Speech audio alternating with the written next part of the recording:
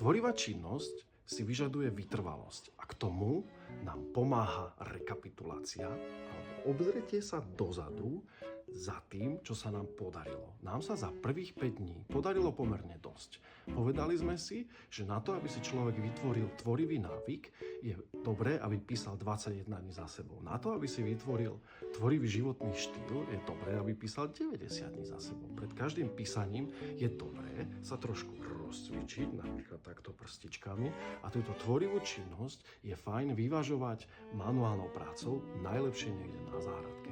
Ale čo je najdôležitejšie, je dobré si vziať ponaučenia zo života umelcov, ktorí riskujú, ktorí sa neboja začínať od znovu, ktorí uprednostňujú zmysel pred eurami, ktorí si užívajú samotu a ktorí sú vnímaví. Tí, ktorí ste sa neodvážili ešte, aby ste trochu zariskovali, zobrali si pero, zobrali si svoj obľúbený zápas